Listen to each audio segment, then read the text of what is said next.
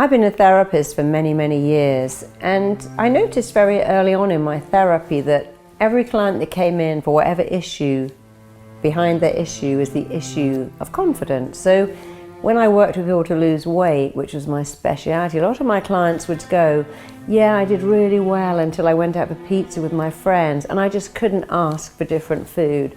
I couldn't go somewhere and say, can I have the fish without the sauce, or can I have the salad without the dressing? Then I'd work with people who had alcohol problems, and they'd say, you know, I'm fine until I go to the pub, but I don't know how to say in front of people, I'm not drinking. I work with many children who come in who are bullied, and several who are bullies. And behind that was the same issue of, I need people to like me. And we're never taught in school that the word esteem actually means how much I like myself. So when I'm talking to you about confidence and self-esteem, when we say, I hold that person in the highest esteem, we mean I like him, I value him. And we buy all these books and products on self-esteem without even understanding what self-esteem means. Self-esteem means how much you like yourself, how much you value yourself. And you know what? Until you really like yourself, nothing else matters.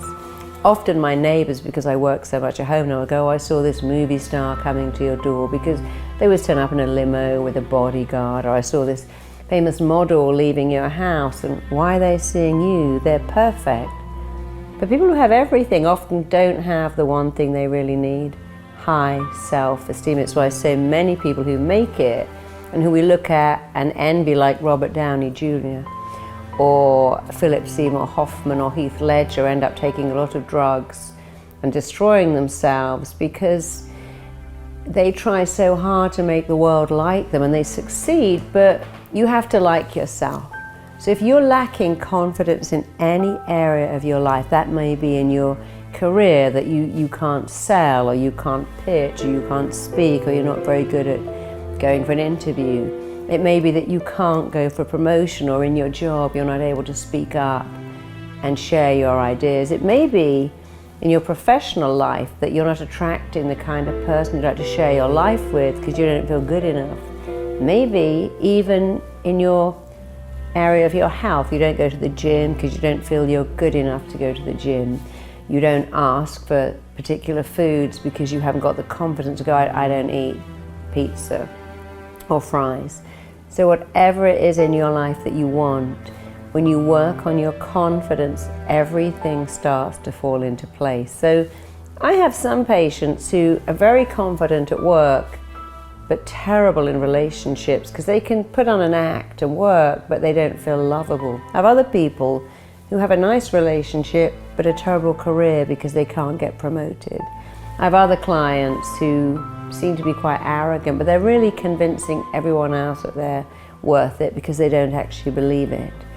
So the most important thing to do is to work on your confidence, and the way you build your confidence is by liking yourself.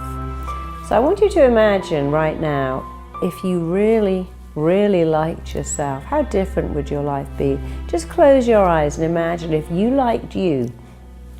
If you got up and thought you were great, how different would your life be? And when I had a young child and was a parent of a young child, I would encourage my child every day to go, I like myself, I like myself. I'd focus on things she was good at. I never told her she was good at everything, but I wanted her to feel that she liked herself. When she came in with a summer dress and a pair of winter boots, and what do I look like? I go, well, what do you think you look like? Because even at an early age, I was trying to teach her that what you think about you matters more than what other people think about you. And here's what we often do.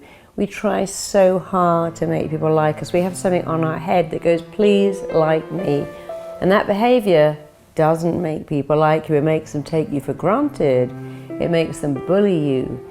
And we often send children out into the world trying so hard to make people like them because they believe, if everyone else likes me, I'm okay.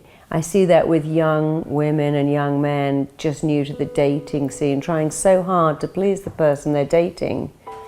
And actually it doesn't work. What works is going through life with something in your head that says, I really like me, and if you like me too, that's great. But if you don't, I can live with that too. because I like me. Every baby on the world is born loaded with self-esteem. No baby, when they're being pushed down the street in their stroller, goes, oh, don't look at me, I'm having a bad hair day, or I've just been sick on my little romper suit, or I've got really fat legs. Babies' first experience on the planet is being looked at. When you're born, the doctor, the nurse, the midwife look at you. Family come to visit you. You get your picture taken, people show you off, and babies don't avert their eyes when you take their picture. When I used to push my little girl down the street, people would look in her pram, go, oh my God, she's so gorgeous. She never looked away, she kicked her little legs, she gave a big gummy smile, because she knew that she was gorgeous too. And if you ever doubt that children like attention, go to a park, go to a swimming pool, and you hear every child going, Mummy, Mummy, look at me on the swing, Daddy, watch me on the slide, Mummy, Mummy, watch me jump in the water, watch me swim, watch me jump, because children have this belief that I'm worthy of attention, and I like it, and I can ask for it, and I'll get it. And then you have to ask, well, where does that go? Well, it goes very fast. You know, if I said to my little girl at 2, sing me, Mummy a song, she would sing. If I said to her at 14, sing me a song, she'd roll her eyes and go, oh my God, you're so embarrassing, and walk out of the room. Because at a very early age, we acquire a fear of being judged. It's what is called performance anxiety. What if I sing and someone laughs at me? What if I read in class and I get it wrong? What if I stand up to speak and I don't know what to say? And performance anxiety can be so intense that it makes us stop performing. But people who perform really well like themselves. They go, well, I'll see what happens, and I'll sing, I'll dance, I'll act. I mean, some people can't even dance at a party in case everyone is looking at them and judging them badly. Some of my clients won't even go to yoga in case they can't hold the poses like everyone else. And believe me, we're all so busy worrying about ourselves. We don't have time to look at you and comment on your yoga position or how you're dancing at a party. And we kind of like people who don't care, who just let go and have a good time. So the thing you need to have phenomenal confidence really are 2 things. Stop judging yourself and be nice to yourself. You see, the only person in the world who is judging you is you. No one else is going, oh, look at you and look at what you're doing and that's wrong. And if there is anyone in your life doing that, if anyone in your life is judging you, they are unhappy, because critical people have the most criticism reserved for themselves. They express outwards their own dissatisfaction. Happy people go, I love seeing someone fat at the swimming pool having a great time. I love the fact that they're so happy and uninhibited. Happy people go, I love hearing children dancing and laughing and making a noise because they're happy. So critical people have the most criticism reserved for themselves. They express outwardly their own dissatisfaction. Unhappy people criticize. Happy people praise. So here's some things I want you to start doing today, right now, that will build your self-esteem super fast. The number one thing is to praise yourself. There is nothing that will build your self-esteem like praise, but your praise. If you have a shop assistant who says, oh, you look really great in the outfit, yeah, it suits you, you must buy it. They have an agenda. If your boss says you're amazing at your job, but I need to give you work to do over the weekend, they have an agenda. Someone dating you might have an agenda, and your mind knows that. But when you say, I'm great at my job, I'm smart, I'm kind, I'm nice, people like me, there is no agenda. Unfortunately, when you go, I'm rubbish at my job, I'm boring, I always mess up and I have no friends, your mind lets that into, because your mind doesn't really care if what you say is right or wrong, good or bad, healthy or unhealthy. Let me prove that to you. I want you to put your hand in front of your face like that. I want you to close your eyes. I want you to imagine you have a big, fat, juicy lemon. And I want you to breathe in that wonderful lemon smell and just squeeze it a bit and feel that wonderful lemon texture, because nothing quite smells like a lemon. So still really believing you have half a lemon in your hand, open your mouth, shove that lemon in there, cram that half a lemon into your mouth and start chewing and sucking and biting and swallowing the flesh. Keep sucking all that lemon flesh into your mouth. Bite it, chew it, suck out the juice. And you will notice that what is happening is your body is responding to a thought as if it's a fact. Your body is responding to the image and thought of eating a lemon as if you are actually eating a lemon, and it's making a saliva, because thoughts are things. And every thought you have has a physical reaction in your body and an emotional response to when you think, I don't have friends, I can't talk to people, I can't take things back to a store, I can't ask for special treatment, I don't know how to talk to people, then your mind accepts that as a fact, just like the lemon. But when you say, oh, I can talk to anyone, I'm an interesting person, I'm warm and friendly, people like me, and I can make eye contact, I'm good at my job, I can ask someone out on a date, I can tell the person I'm involved with what I need, your mind accepts that too. And someone recently said they keep a lemon on their desk now and look at it every day. I'm sure they change it every month, because that lemon reminds them every day that they are responsible for what they think and feel. And you know, responsibility, that word means an ability to respond. So I want you to start to praise yourself. I want you to wake up in the morning, the first thing you go is, I like myself. You know, if I go through the day in the life of many of my patients, they get out of bed and go, I look terrible. Oh, this doesn't suit me, I've gained weight, I should have had my hair cut, should have got this outfit pressed, and they come downstairs and go, oh, I forgot to get milk, I'm an idiot. I forgot to charge my phone, I'm a loser. They drive to work or commute saying, I forgot to prepare for that meeting because I'm stupid. And if you had a friend sharing your life with you, and you spoke to them like that when you woke up and went through the day going, you've ruined that, you haven't got enough time for that, you haven't got time to get there, you've blown that, they would leave your life very quickly. So I want you to be a really good friend to yourself and just praise yourself. You know, we all want to hear the same things. I can tell you what they are right now. No one wants to hear, I'm an amazing dentist, I'm the best CEO in the world. They want to hear, I'm a good person, people like me, I'm smart, I'm kind, I'm interesting, I'm intelligent, I'm funny, I've got a good personality, I matter, my opinions matter. And if you start to tell yourself the things, I matter, people like me because I like them, but really because I like myself, that alone will make your self-esteem go up. So I want you to start right now, every day when you're in the shower. There's nothing much to do in the shower except go, I love the smell of this conditioner, I don't like the smell of this body wash. So in the shower, it's a great way to start your day. I like myself, I matter, I'm smart, I'm good at my job.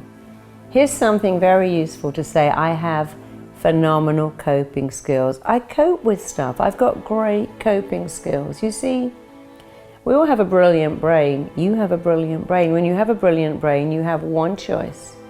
Rationalize why you feel so bad, or talk yourself out of it. So you can get in the shower and go, oh, I'm going to have a terrible day at work today. That client is a nightmare. My boss is going to be really upset, or everything's going to go wrong. Or you can talk yourself out of it. My boss likes me. That's why they employed me. I've got great coping skills. I have some talents that I'm really good at, and I'm going to make today work. And just doing that will change everything, because the words you use form your reality. And when you change your words, you change your reality.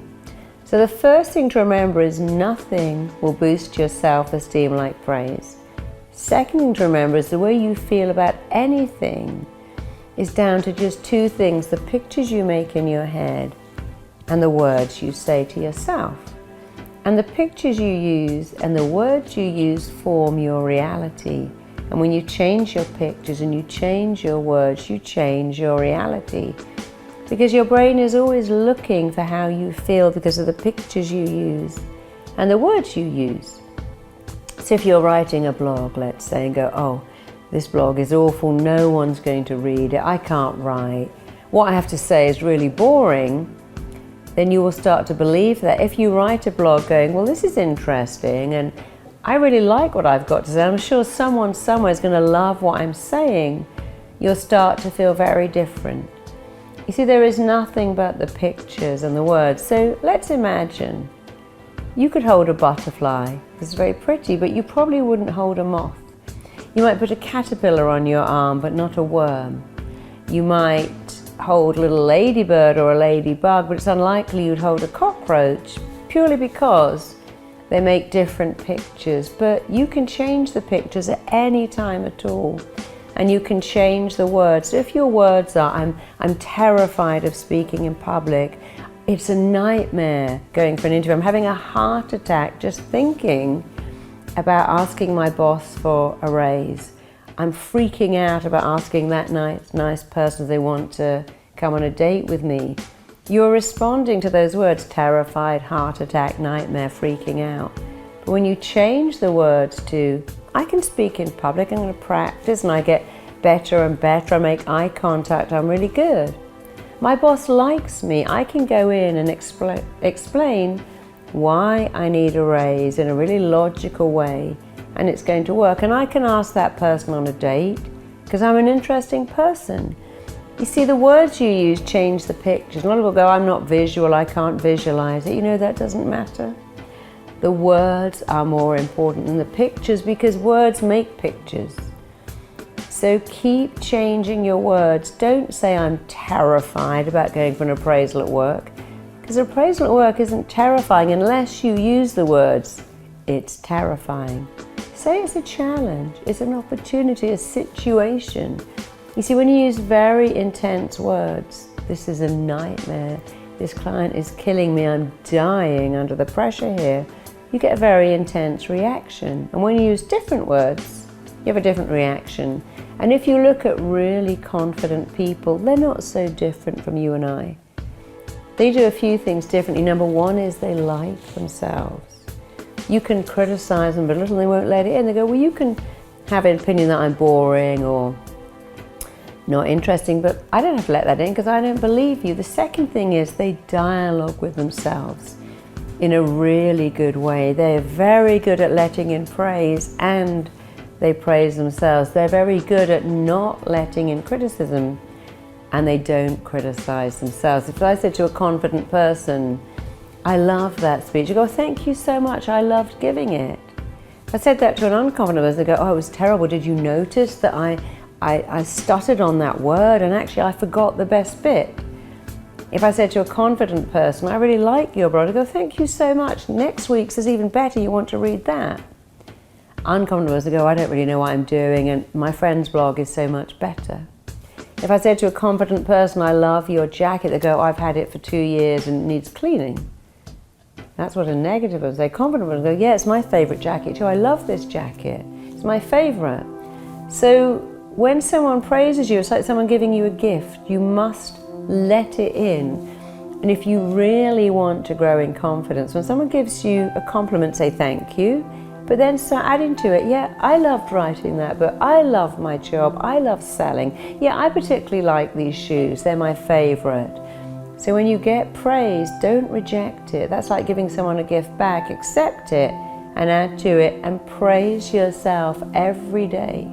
Think about something great about yourself. So to grow in confidence, praise yourself a lot. You don't have to go over the top. Just keep saying those things. I matter. I'm a good person. I'm smart. People like me because I'm warm and friendly and interesting because I like them back. Let praise in. Dialogue with yourself in a very particular way. You know, I worked with someone who was going to therapy every week. She had a lot of issues. And in the therapy room, they were all asked to say something that made them happy. And they'd say something like, I saw a butterfly today, it was very pretty, or I walked to work through the park and the daffodils were out, it made me happy. And when it got to her, she said, I have phenomenal coping skills. Because every time she said that word, she was coping better and better. And that hospital, that outpatients ward for people with mental health issues, said that that ward had the fastest discharge rate because all the other patients started to go, I have phenomenal coping skills too, and I have great coping skills. And then the nurses put posters up around the room because they began to see too that when people say, I saw a lovely butterfly, that's very nice. But when you say, I have incredible or phenomenal coping skills, The picture you see is you having phenomenal coping skills. The words you see are that. And then it begins to become your reality. So when you're late, don't go, oh my God, I'm late, I've blown it. Or you go, have phenomenal coping skills. I can be 5 minutes late, it really won't make any difference. When you're in a deadline, you can go, oh my God, I'm never going to get this all finished. Or you can say, I have great coping skills, I can do this. So talk to yourself differently. Let in praise, praise yourself and like yourself. That's all you need to do to massively grow in confidence and self-esteem. Change your words, change your language, change your pictures, let in praise. And every day, praise yourself. And add into that, I really like myself. Listen to the recording and it will change everything. It will change the way you eat, because when you like yourself, you don't eat junk food just because it's the only thing there. You go out and get something better. When you like yourself, you're not pushed into doing the things you don't want to do to go along with the crowd, because you're able to go, no, I don't drink, or I'm not drinking tonight because I've got this situation at work where I need to be wide awake. People can't manipulate you or do things that don't appeal to you, because you have the confidence to go, that's not working for me. And you even argue better with confidence, because you can say, I know you want to do that, but it doesn't feel comfortable to me. That's not what I want to do, in a very nice way. When you have confidence, you argue in a completely different way. You don't have to be bossy or loud. You just say, that doesn't feel right for me. I'm going to pass. I promise you, these things will change your life. So take the recording I'm giving to you on confidence and self-esteem. Don't be surprised to notice that you can change in a matter of days, and those changes will last for the rest of your life. And I welcome you and invite you to grow in confidence every day. It's incredibly easy because you were born loaded with confidence. All I'm doing is reactivating, remanifesting and regenerating that phenomenal confidence that you were born with, and it's your birthright. Get it back. Use it every day. It makes your life so much better. I should know, I had no confidence. I had very low self-esteem. I was completely self-conscious and shy. I felt massively inadequate. And even in my early 20s, I was still self-conscious. I had low self-esteem. I had really low confidence. I couldn't even make eye contact when I talked to people. In fact, I couldn't really talk to people. And now I talk to people all over the world. I address crowds of 2,500 people and more. And actually I have loads of confidence and I have really high self-esteem. I'm the same person. I just learned to believe in myself, because when you believe in yourself, other people do, and when you don't, other people don't. So wherever you are now, I promise you I've been there. So come on board, change your life. Thank you for listening.